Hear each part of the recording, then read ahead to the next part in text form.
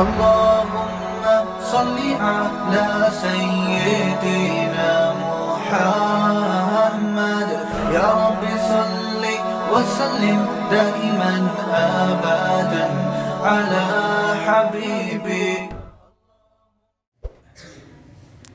دنیا بھٹک رہی ہے رب کی تلاش میں. دنیا اسی سوال کا جواب تلاش کر رہی ہے کہ کسی نے ہمیں پیدا کیا بھی ہے کہ نہیں کیا. اسی بحث میں وقت کو برباد کر رہے ہیں. پھر جن کو اس کا جواب ملا کسی نے پیدا کیا ہے تو ان کو یہی نہیں پتا کہ وہ ایک ہے یا ایک سے زیادہ. کوئی پتھر کی بنی ہوئی مورتیوں کو بھائی اس کو مزہ آ رہا ہے تبھی تو پتھر کے سامنے جھک رہا ہے. وہ اس سے پتہ چلتا ہے کہ اللہ کی تلاش اور اللہ کے سامنے جھکنا یہ انسان کی نیچر ہے. اس میں انسان کو لذت محسوس ہوتی ہے. تبھی تو لوگوں کو صحیح خدا نہیں ملتا تو پتھروں سے بنے ہوئے خداؤں کو خود سے بنا کر ان کے سامنے جھکنا شروع کرتے. دنیا میں ہر دور میں کسی نہ کسی عنوان سے پیدا کرنے والے کی عبادت ہوتی رہی ہے. کسی نے پیغمبروں کو معبود بنا لیا, کسی نے پتھروں کو بنا لیا, کسی نے بندروں کو بنا لیا, کسی نے سورج کو بنا لیا. تو یہ سارے بھٹک رہے ہیں کہ ہمیں کوئی ایسا رب چاہیے جس کے سامنے ہم جھکیں, جس کی ہم عبادت کریں. یہ انسان کی نیچر ہے. اگر یہ نیچر نہ ہوتی تو دنیا میں اگر صدیوں سے آپ دیکھیں نا انسان تو عبادت نہ کرنے والے زیادہ ہوتے, کرنے والے کم. جبکہ دنیا میں ہمیشہ سے عبادت کرنے والے زیادہ ہیں, چاہے وہ بتوں کی کرتے ہوں, چاہے وہ مزاروں پہ سجدے کرتے ہوں, لیکن عبادت کرنے والے ہیں. یہ فطرت ہے انسان کی. تو محمد صلی اللہ علیہ وسلم نے اس انسانیت پہ یہ احسان کیا کہ انہیں صحیح خدا کا پتہ بتا دیا, صحیح رب کا ایڈریس بتا دیا, یہ ہے, اور دلائل سے ثابت بھی کر دیا. تو بھائی جس کو صحیح رب مل جائے اس کو تو پھر یہ ٹینشن تو اس کی ختم ہو گئی کہ رب ہے یا نہیں ہے, کون سا صحیح ہے کون سا غلط ہے. اس کو تو راستہ مل گیا نا. اب اسے تو اس کو منانے میں مزہ آئے گا یا ٹینشن ہوگی؟ مزہ آئے گا بھائی. اس کو کہتے ہم تو تلاش میں تھے.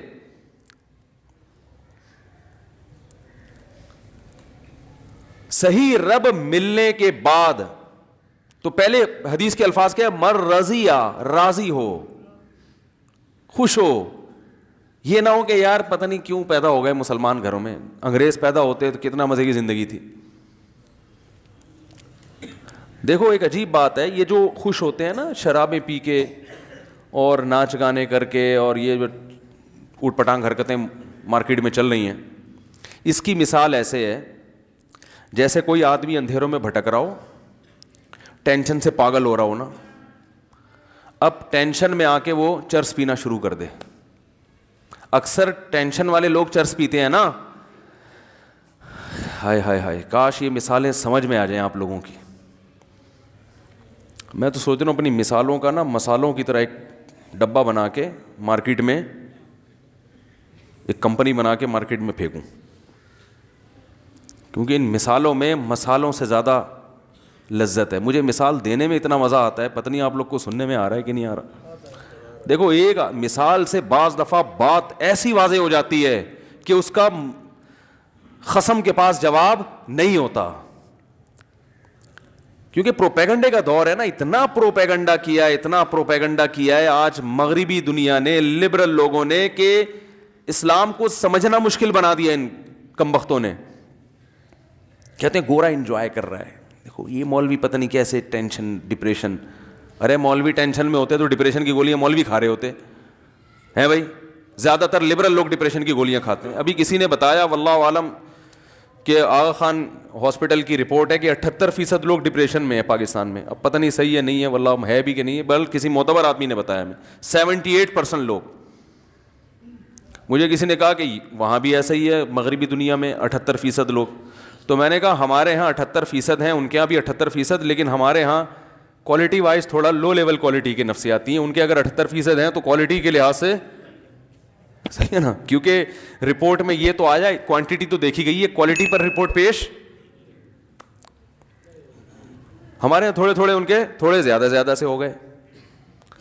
تو اگر یہ ڈپریشن کا مسئلہ یہ عیش و عشرت کی وجہ سے اس میں لذت ہوتی تو لذت میں زندگی گزارنے والا ڈپریشن میں تھوڑی جاتا ہے. ڈپریشن میں تو وہ جائے گا جو لذت سے زندگی نہیں گزار. تو نماز پڑھنے والے کو ڈپریشن ہونی چاہیے, داڑھی رکھنے والے کو اسٹریس میں جانا چاہیے, نظر کی حفاظت کرنے والے کو چاہیے کہ دماغی پاگل ہو جائے وہ تھوڑے دنوں میں, شراب سے بچنے والے کو چاہیے کہ اس کے اوپر کی سیٹنگ, بولو نا یار کیا ہو گیا آپ لوگ کی سیٹنگ ماشاءاللہ فٹ فاٹ ہے بہترین ہے, تو بولنا پڑے گا آپ کو. ہونا یہ چاہیے کہ جو شراب سے بچ رہا ہے وہ ڈپریشن میں جا کے پاگل ہو جائے, جو چرس نہیں پی رہا وہ ڈپریشن میں جائے, کیونکہ وہ تو ٹینشن میں ہے نا. شراب پینے والا لذت میں ہے, زنا کرنے والا مزے میں ہے, ماں باپ کو اولڈ ہوم میں جمع کرانے والا لذت میں اور لائف کو انجوائے کر رہا ہے, گٹکے کھانے والا لذت میں ہے. اور آج کی ایک رپورٹ آئی ہے, ایک اور چیز آئی ہے مارکیٹ میں, ماوا. مجھے پتہ ہی نہیں تھا, ہم گٹکے کو برا والا کہہ رہے ہیں بلا وجہ. ماوا پرانا ہو گیا. اچھا, اور یہ مین پوری کیا چیز ہے؟ ماوا کی کوئی ڈگری کوئی ہے؟ بہن بھائی ہیں. تو کھا رہے ہیں شیشہ پی رہے ہیں, تو بھائی یہ تو خوش ہونے چاہیے. اگر اس میں واقعی لذت ہے, اس میں مزے ہیں, تو بھائی ان کو تو جو فلمیں دیکھنے والے, سینما گھروں میں جانے والے, ان کی لائف بہت مزے کی, ہنسی ایسی انجوائے کرنا چاہیے ان کو. وہ فلم بھی دیکھ رہے ہیں بھائی, ان کو تو زیادہ مزہ آنا چاہیے. تو میں ان مزوں کی حقیقت آپ کو ذرا 2 منٹ میں بیان کرتا ہوں. یہ ایسے ہے میرے بھائی, جو راستہ بھول گیا, منزل ہی نہیں پتا, بھٹک رہا ہے, تو ٹینشن میں آتا ہے, تو اب اس کے پاس ٹینشن کو ختم کرنے کے لیے چرس کے علاوہ کوئی راستہ نہیں ہے. آپ نے جانا تھا لاہور, بائی روڈ نکلے آپ, راستہ بھول گئے, اور ایسا بھولے کہ یہ بھی بھول گئے کہ جانا کہاں ہے. ایک تو راستہ بھولتا ہے انسان کہ چلو لاہور جا رہا تھا لیکن لاہور کا راستہ بھول گیا, کوئی بتا ہی نہیں رہا کمبخت, کوئی مل نہیں رہا بندہ, نہ کوئی سائن بورڈ ہے, بھٹکتا ہے یار, ادھر جانا ہے, کوئی کہہ رہا ادھر جانا ہے, کوئی کہہ رہا ادھر جانا ہے, کوئی کہہ رہا ادھر جانا ہے. اب آپ پریشان ٹینشن میں, فون کرو گے نا بار بار, کبھی کہاں فون کرو گے, بھائی میں گاڑی میں راستے میں ہائی وے پہ کھڑا ہوا ہوں, بچے میرے ساتھ ہیں, گھر والے میرے ساتھ ہیں, گاڑی کا پیٹرول بھی ختم ہو سکتا ہے اور ڈاکو بھی آ سکتے ہیں, مجھے راستہ بتاؤ, میں یہاں کے لیے تھوڑی, میں تو صحرا میں کھڑا ہوا ہوں. کوئی کیسی ٹینشن میں ہوگے نا آپ, پاگل ہونا شروع ہو جاؤ گے ٹینشن سے. یہ ٹینشن خدا کی قسم کم ہے, اس سے بڑی ٹینشن یہ کہ راستے میں آ کے آپ یہی بھول گئے کہ میں جا کہاں رہا تھا. تو اب آپ کے ذمہ 2 کام ہے. پہلے تو یہ کہ ادھر ادھر سے پوچھو بھائی میں نکلا کہاں کے لیے تھا, میں تو بھول ہی گیا. پھر نکل جہاں جا رہا تھا, پھر اس کا راستہ پتہ چلے کہ وہ ہے راستہ, وہ کہاں ہے. ہائے ہائے ہائے ہائے ہائے, بہت مشکل ہے بھائی. اس زمانے میں کسی کو اونٹ پہ کو رکشے میں بٹھانا آسان ہے, کسی کو صحیح بات سمجھانا بڑا مشکل. تو 2 چیزیں ایسی ہیں, اب تو آپ ڈبل ٹینشن میں نا, اب آپ روڈ پہ گھوم رہے ہو, تو ایسے موقع پہ انسان کیا کرتا ہے, یار تھوڑا چائے پیتے ہیں بیٹھ کے, تھوڑا ٹینشن کیا ہوگی ہے بھائی, کم ہوگی. اور زیادہ ٹینشن میں آؤ گے, سگریٹ, نئی بی پی, وہ کہتے ہیں یار اب یہ 1 دن 2 دن 10 سال ہو گئے اسی ٹینشن میں یہاں گھوم رہے ہیں, تو چلو یار کو سٹا لگاؤ, سکون حاصل کرو. ہر وہ چیز جو اس کی لذت کا سامان بنے گی وقتی طور پر, ان تمام لذتوں کو حاصل کرنے کی کوشش کرے گا ٹینشن ختم کرنے کے لیے. تو ختم کرنے کی ضرورت اسی کو ہوتی ہے جس کو ٹینشن ہو نا. تو ان چیزوں میں اگر لذت ہوتی تو بھائی ان چیزوں سے ٹینشن بڑھتی نہیں بلکہ ختم ہوتی, اور یہ ان کو ضرورت نہ ہوتی جو پہلے سے ٹینشن میں ہے. تو اس لیے اللہ نے بتایا کہ جس کو اللہ کا پتہ چل گیا اور اس پہ خوش بھی ہے, وہ راضی ہے, مطمئن ہے کہ بس وہی میرا رب ہے اور اسلام میرا دین ہے. اور اسلام جو بتایا ہے ہم نے, کس نے, محمد صلی اللہ علیہ وسلم نے. تو محمد صلی اللہ علیہ وسلم جو اسلام بتائیں گے اس کو مانوں گا, اور جو بدعتی لوگ اپنے طریقے سے اسلام بتا رہے ہیں اس کو میں قبول نہیں کرتا, کیونکہ اسلام کو ڈیفائن کرنے والے بھی درجنوں لوگ ہیں نا. تو محمد صلی اللہ علیہ وسلم کا لایا ہوا اسلام تو فالو کروں گا, باقی کسی کا نہیں. اس چیز پہ جب اطمینان ہو گیا, اس کا مطلب اسے منزل بھی پتہ چل گئی اور اسے راستہ بھی پتہ چل گیا. ہر چیز اسے پتا چل گئی, تو اس میں اب اس کو مزہ آنا, اب یہ گاڑی بھگائے گا 5ویں گیئر میں, سمجھ رہے ہیں؟ اب یہ دائیں بائیں کوئی پیپسی لے کے کھڑا ہوا ہے, کوئی چائے لے کے, بھائی ہٹا یار پہنچنا ہے, ہوتا ہے نا.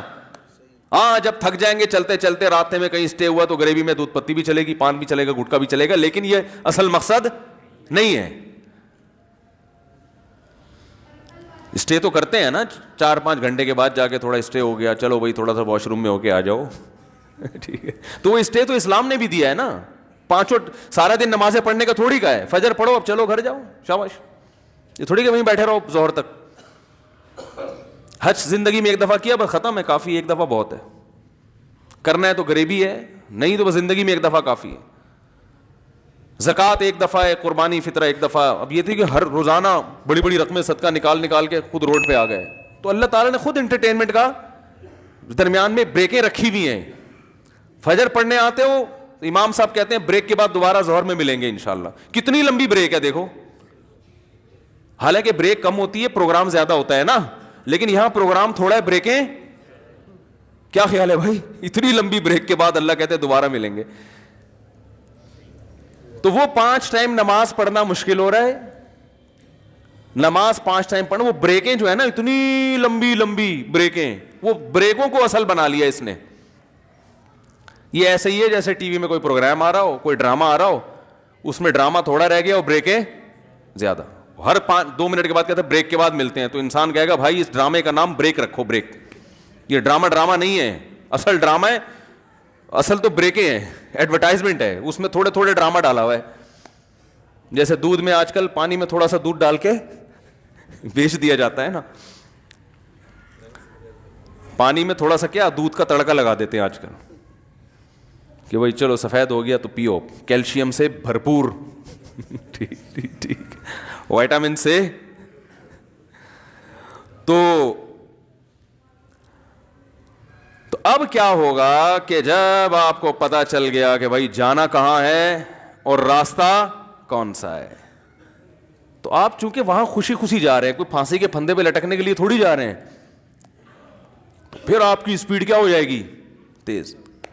پھر آپ ممکن ہے چائے بھی پی لو راستے میں, تھوڑا کہیں اتر کے تھوڑا سا گھوم پھر بھی لیے, لیکن وہ آپ کا مقصد نہیں ہوگا. اصل جو فکر ہوگی آپ کی منزل, اور اس میں آپ کو جیسے دیکھو کبھی آ رہے ہوتے ہیں نا, کراچی سے لاہور آ رہے ہوتے ہیں یا ٹرین میں, یا لاہور سے کراچی یا پشاور کہیں بھی جا رہے ہوتے ہیں, تو کیسا جب ساہیوال آتا ہے تو خوشی ہوتی ہے بھائی اب پہنچنے والے, یہی ہوتا ہے نا, اب پہنچنے والے. وہ الگ بات ہے کہ نہیں پہنچتے پھر بھی, ٹھیک ہے نا. اب تو ٹرینوں کا نظام بہت اچھا ہو گیا. پرانے زمانے کی ٹرینوں پہ ایک ڈرامہ آتا تھا 50-50, ڈراموں کی باتیں کرنی نہیں چاہیے لیکن وہ بڑا سیدھا سادہ سا ڈرامہ ہوتا تھا, بچپن میں ہم دیکھا کرتے تھے. اس میں دکھایا, پہلے کی ٹرینوں کا تو پتہ ہے نا آپ کو کیا ہوتا تھا, اب تک 2-4 سال پہلے تک بھی یہی حال تھا. تو اس میں دکھایا کہ لاہور میں بچے نیکریں پہن کے چڑھے ہیں, کراچی جا رہے ہیں اسکول کی چھٹیاں گزارنے کے لیے نا, نیکریں پہن کے. لاہور میں کوئی ٹرین ہوگی, کوئی علامہ اقبال ایکسپریس یا کوئی, وہ تو میرے خیال چلتی ہے لاہور سے کراچی. بہرحال میں ایک دفعہ تیز گام میں بیٹھ گیا تھا, اللہ کی پناہ, اور فیملی میرے ساتھ تھی. کراچی سے پنڈی جا رہے تھے ہم, اتنی ٹینشن ہو گئی, پورا سورج غروب ہوتے ہوئے دیکھا, طلوع ہوتے ہوئے دیکھا, دوبارہ غروب ہوتے ہوئے دیکھا ہم نے ٹرین میں. دل چاہ رہا تھا کھڑکیوں سے چھلانگے نکال کے باہر نکل جائیں, بھائی پہنچا دو, اللہ کا واسطہ پہنچا دو یار. تھک جاتا ہے آدمی وہ سیٹیں دیکھ دیکھ کے نا. تو لاہور سے چڑھے چڑیاں پہن کے بچے, انٹرویو لینے والے نے ان سے انٹرویو لیا کہ آپ کہاں جا رہے ہو, بچے اچھل رہے ہیں ہم کراچی جا رہے ہیں چھٹیاں منانے. ٹرینیں لیٹ ہوتی تھیں, بہت گھنٹوں کھڑی رہتی تھیں, دن بھی گزر جاتے تھے. بتایا کہ جب وہ کراچی پہنچے ہیں, اچھا بچوں نے پینٹیں پہنی ہوئی تھیں, پینٹیں, کراچی پہنچے ہیں تو پینٹیں چڑیاں بن چکی تھیں, بچے بڑے ہو گئے تھے.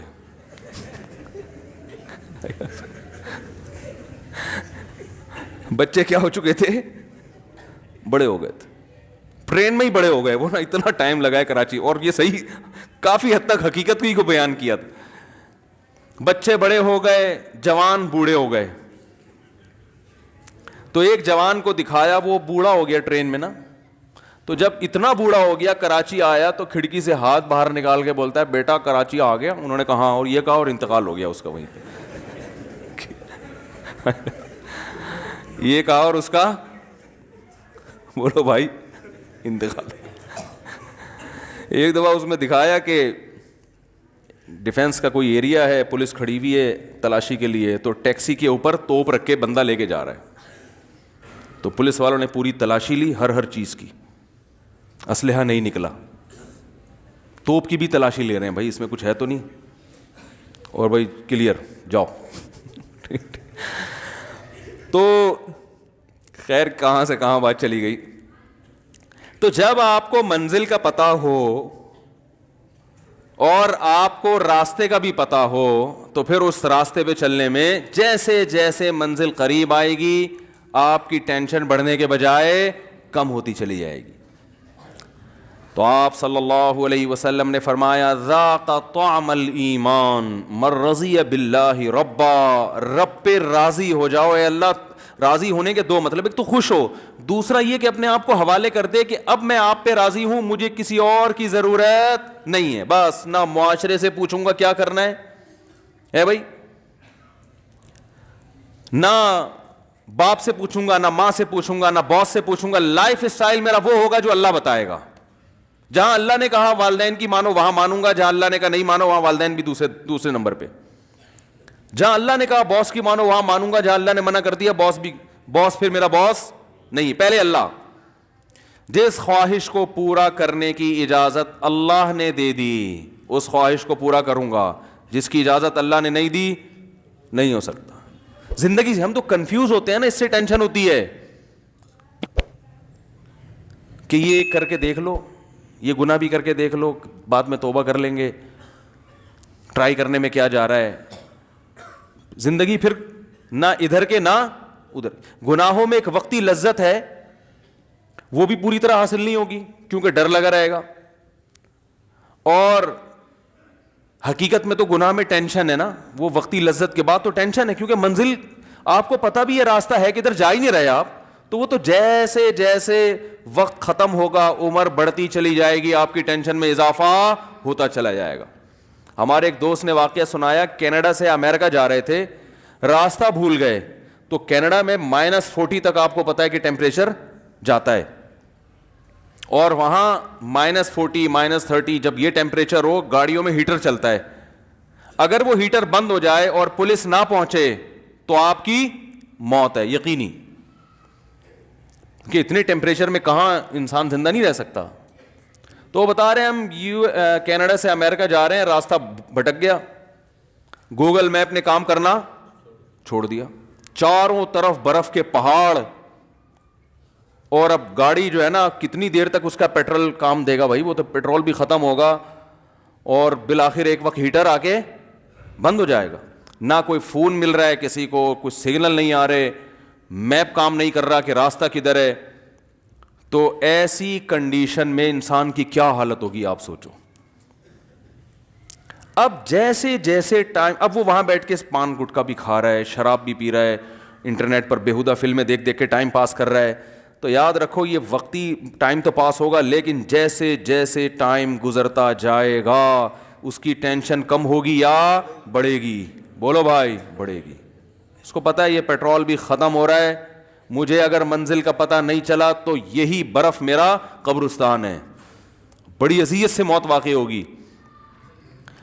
لیکن انہوں نے چونکہ ہمیں یہ واقعہ سنانا تھا تو اللہ کا فضل ہوا کہ کسی طرح کال لگ گئی ان کی پولیس کو یا کیا ہوا، وہ پولیس پہنچی، اور اللہ کا شکر وہاں پولیس بھی پہنچ بھی جاتی ہے، یہ بھی ایک بڑی فضیلت ہے وہاں پر۔ تو وہ پولیس پہنچ گئی، ہمارے یہاں بھی پہنچ جاتی ہے الحمدللہ۔ تو بھائی تعلقات تو سب سے رکھنے ہیں نا، تو ویسے تو ایمرجنسی میں پولیس پہنچے گی ڈاکو واکو پکڑنے کے لیے، لیکن بہت سے جگہوں پہ پولیس نہیں پہنچتی یہاں پہ، یہ بڑا المیہ ہے۔ ایسے کئی واقعات ہوئے ہیں جب گھر میں ڈاکو آئے ہوئے ہیں، بندہ بلا رہا ہے پولیس کو، وہ کہہ رہے ہیں اتنی تمیز سے آئے ہیں وہ کہ ڈاکو لوٹ لاٹ کے جا چکے تھے، پھر آگے پوچھ رہے ہیں کیا ہوا، کون تھا، کہاں سے آیا، اوپر سے الگ سے 5000 روپے لے کے چلے گئے۔ یار کیا انسانیت ہے یار، کہ ہم آئے ہیں تمہاری خاطر۔ ہر طرح کے لوگ ہر جگہ ہوتے ہیں, اچھے بھی ہیں برے بھی ہیں, دونوں چیزیں مارکیٹ میں چل رہی ہیں. ہماری بائک چھن گئی تھی, ہم نے پولیس والوں کو جا کے کہا ڈاکو میری بائک چھین کے بھاگ گئے. تو مجھ سے کہہ رہے ہیں کہ جہاں سے بھاگے ہیں وہ جگہ دکھاؤ. اور میں نے کہا بھاگے ادھر کو ہے, ان کے پیچھے بھاگ. کہہ رہے نہیں پہلے وہ جگہ دکھاؤ کہاں سے بھاگے ہیں. میں نے کہا اتنے تو اور دور بھاگ جائیں گے. وہ کہہ رہے نہیں پہلے وہ جگہ کہ وہ ہمارا تھانہ پڑتا بھی ہے کہ نہیں پڑتا. تو میں نے وہ جگہ دکھائی, انہوں نے کہا ہمارا ایریا نہیں ہے, دوسرے تھانے. تیسرے تھانے میں جا کے میں نے جب رپورٹ کرائی ہے تو وہ پھر میرے ساتھ, وہ بھی پہلے وہ جگہ دیکھنے گئے ہیں. میں کہہ رہا ہوں یار ادھر بھاگے ادھر کے ہیں, وہ کہہ رہے نہیں ادھر سے, اس چوک سے لے کر ادھر بھاگے, لیکن جدھر سے پکڑا ہے وہاں لے کے جا رہے ہیں. اور اس پولیس موبائل کی پہلے ٹائر پنچر ہوا راستے میں, یعنی جا ادھر کو رہے ہیں جہاں سے بائک چھینی ہے. تو میں موبائل میں بیٹھا پولیس کے ساتھ, کہہ رہے ہیں پہلے اس جگہ وہ جگہ دکھاؤ کہاں سے چھینی ہے. اس جگہ جاتے ہوئے راستے میں ٹائر پنچر. پھر وہ پورا ٹائر چینج کیا انہوں نے. اس کے بعد پھر خراما چلیں جیسے دلہن رخصتی کے وقت پہلے زمانے میں جاتی تھی نا, بڑے آرام سے کہ کہیں پاؤں میں کوئی ورم نہ آ جائے, کوئی کانٹا نہ لگ جائے. پہلے زمانے کے اس لیے بات کر رہا ہوں کہ آج تو بسا اوقات پہلے پہنچی ہوئی ہوتی ہے, پھر ابا کو بتا دیتی ہے ابا آپ نے نکاح پڑھانا ہے تو بتا دو ٹھیک ہے. تو اب خراما جا رہے ہیں. وہاں پہنچنے کے بعد پھر مجھے کہا آپ بتاؤ کدھر کو لے کے بھاگے ہیں. میں نے کہا آپ کی بڑا احسان ہے آپ کا اس امت مسلمہ پر اور میرے جیسے حقیر فقیر پر کہ اب آپ اس طرف بھاگ رہے ہیں. آپ نے تسلیم کر لیا کہ آپ کا تھانہ ہے یا آپ کے ایریا ہے. تو پھر میں بیٹھا, تو پھر وہ ادھر کو گئے. تو اللہ کا فضل تھا, اس میں کچھ ایسے لاک واک لگے ہوئے تھے کہ وہ ڈاکو چھوڑ کے انہوں نے کوشش, ان کو 35 منٹ ملے تھے بائک دوبارہ اسٹارٹ کرنے کے لیے. چور لاک تو دائیں بائیں بھی ہو جاتا ہے نا. 35 منٹ 1 to 5 تھی 0 میٹر. 35 منٹ ان کو ملے تھے بائک دوبارہ اسٹارٹ بولو بھائی کرنے کے لیے. لیکن ہماری قسمت اچھی تھی, 35 منٹ میں ان سے وہ چور لاک کھلا نہیں. تو ساری تاریں واریں انہوں نے توڑ دی تھیں. تو خیر ہم جب وہاں پہنچے تو ہمیں بائک مل گئی. تو اب رات بہت لیٹ ہو گیا تھا, تو دیر ہو گئی تھی, تو میں نے وہ بائک تھانے میں ہی کھڑی کر دی. میں نے کہا صبح آگے لے جاؤں گا اب میں. تو انہوں نے کہا ٹھیک ہے بھائی صبح آگے لے جائیں. مجھے کہا کہ بائک پیچھے چھپا کے رکھیں ورنہ صبح کا کوئی بھروسہ نہیں ہے کہ اس کے کچھ پرزے غائب بھی ہو سکتے ہیں. تو بائک کیا کریں.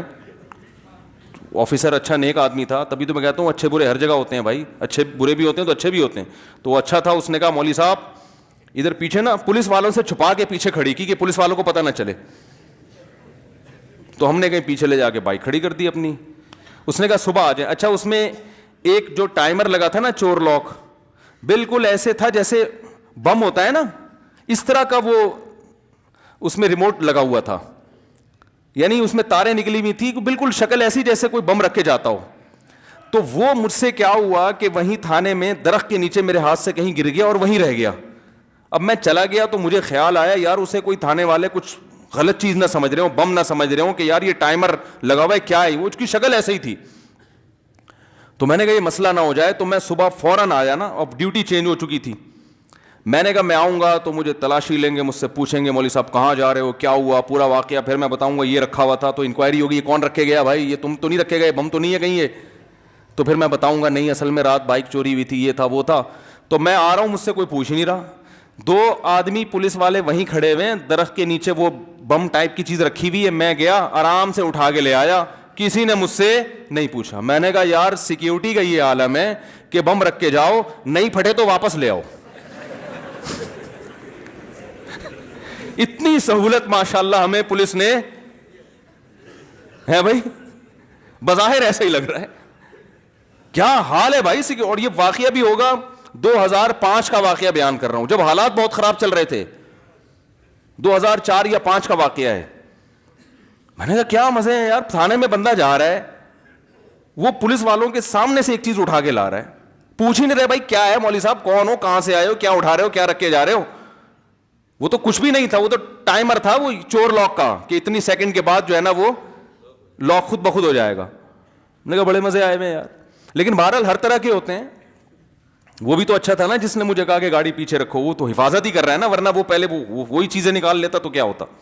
خیر جلدی سے بات کو سمیٹ کے ختم کرتا ہوں. تو بھائی اللہ کو پہ راضی ہو جائیں اللہ ہونے کے لحاظ سے کہ ہمیں رب چاہیے تھا جو ہمیں الحمدللہ مل گیا, لیکن اس سے بات مکمل ہوتی نہیں ہے.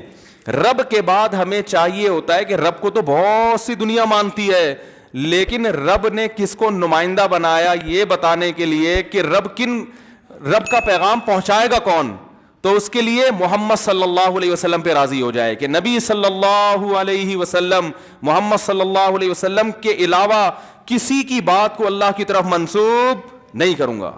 پتھر پہ لکیر بن جائے گا نبی کا فرمایا ہوا.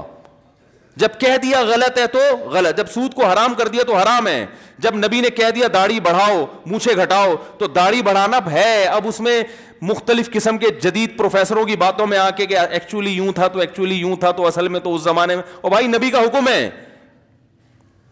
جب کہہ دیا کہ نظر کی حفاظت کرو تو نظر کی حفاظت کرنی ہے. جب کہہ دیا کہ سودی بینک میں جاب حرام ہے, سود کا لکھنے والا, سود کا دینے والا, سود لینے والا, سود پہ گواہ بننے والا, چاروں پر لعنت ہے, تو بھائی سودی بینک میں آپ کے لیے جاب کا آپشن ختم ہو گیا, بس ختم.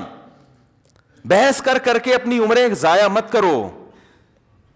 عورت پہ پردہ فرض ہے تو اس کا مطلب فرض ہے. اب وہ اس بحث میں ایکچولی اس زمانے میں تو یہ تھا تو اس زمانے میں, ٹائم ضائع کرنے کے علاوہ کچھ بھی حاصل نہیں ہوگا.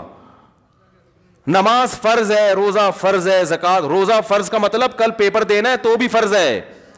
جناب پروفیسر غامدی صاحب نے جو یہ ٹیکنیکل پوائنٹ نکالا ہے نا کہ اگر صبح پیپر دینا ہے تو روزہ چھوڑ سکتے ہیں, یہ اپنی خود ساختہ شریعت ہے, یہ محمد صلی اللہ علیہ وسلم کا لایا ہوا دین نہیں ہے. فمن شہید منکم الشہر فلیصم, اللہ فرماتے ہیں جس کی زندگی میں رمضان کا مہینہ آئے گا اس پہ لازم ہے کہ وہ روزہ رکھے. صرف مسافر مریض کو رخصت دی, اس کے علاوہ کسی کو رخصت نہیں ہے, تو رکھنا پڑے گا آپ کو. نماز پڑھنی ہے ہر قیمت پہ. بیمار ہو, کیسے خواتین شاپنگ کرنے جاتی ہیں نماز چھوڑ دیتی ہیں, جہازوں میں نمازیں چھوڑی جا رہی ہیں, بیمار ہو گئے نمازیں چھوڑی جا رہی ہیں, ابا کی طبیعت چونکہ خراب ہے تو نماز, بھائی اللہ نے آپشن نہیں رکھا ہے نماز چھوڑنے کا, پڑھنی پڑے گی آپ کو. بیمار ہو, فالج میں آ گئے, شوگر میں آ گئے, کچھ بھی ہو, طریقہ آسان کر دیا, بھائی کھڑے ہو کے نہیں پڑھ سکتے, بیٹھ کے نہیں پڑھ سکتے, لیٹ کے پڑھو, قضا کرنے کا آپشن نہیں ہے. تو ہم چونکہ کنفیوز ہے نا, کرنا ہے کہ نہیں کرنا ہے, تو کنفیوز آدمی کسی بھی چیز میں مطمئن نہیں ہوتا. آپ لاہور جا رہے ہیں, آپ کہہ رہے ہیں چلو پہلے کھانے والے جاؤں یا پہلے لاہور جاؤں یا پہلے کوئٹہ کی چکر لگا لوں, تو اور گاڑی اس اسٹائل میں ڈرائیو کر رہے ہو تو گاڑی کی سپیڈ بولو بھائی ہوگی, 5ویں گیئر میں ڈالو گے ہی نہیں.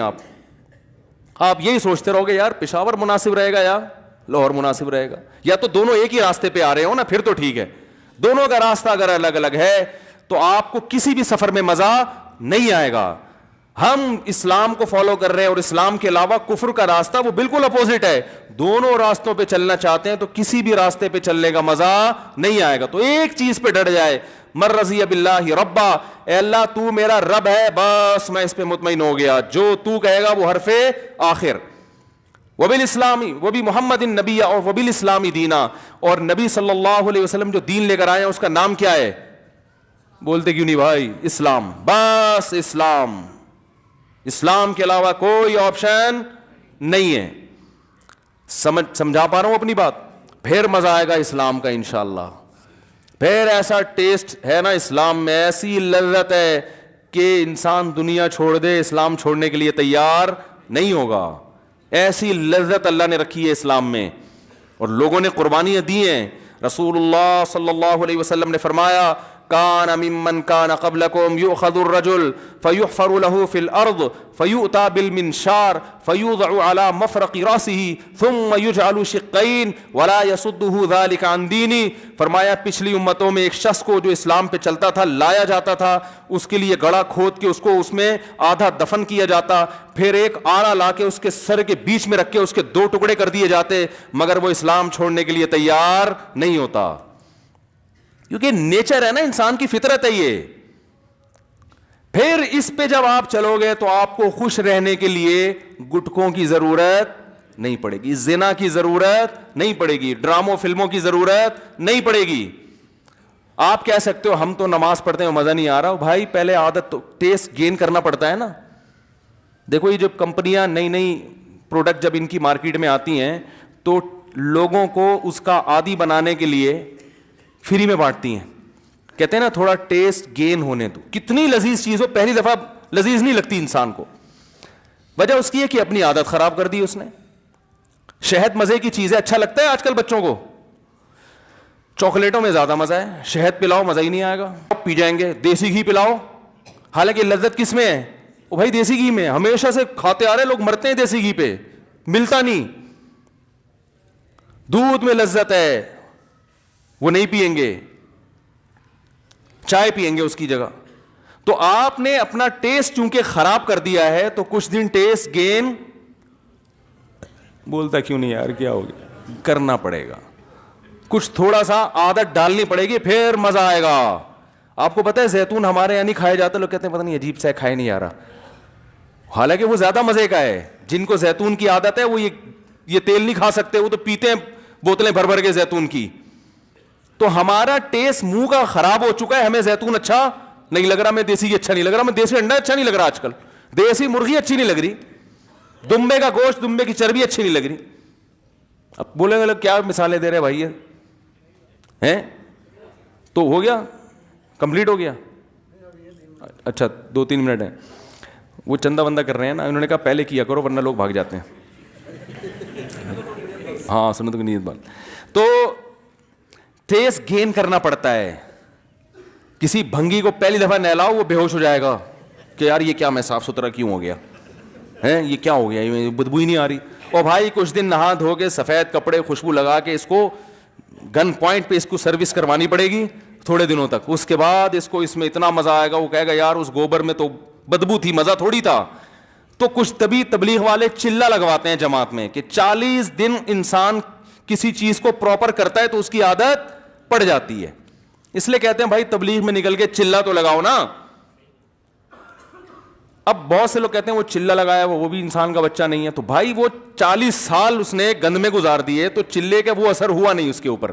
اس کا یہ مطلب نہیں کہ چلے کی اہمیت کم ہے, اس نے تو کچھ نہ کچھ سیٹنگ کی ہے, لیکن وہ بھی ایک حد تک کر سکتے ہیں نا. تو اس کے لیے پھر کہتے ہیں بھائی 4 مہینے لگا لو, 3 چلے لگاؤ, تمہارا ایک چلے سے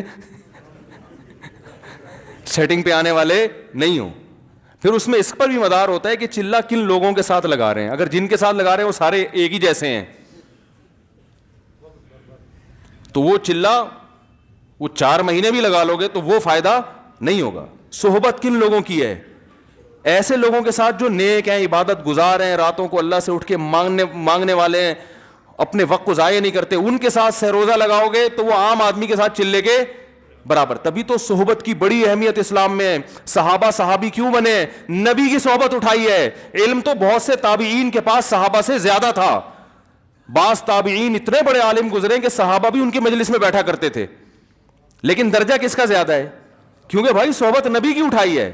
تابعین کا درجہ زیادہ ہے یا آج کسی عالم کا؟ بہت سے تابعین عالم نہیں تھے, مقام بڑا کیونکہ انہوں نے کس کی صحبت اٹھائی؟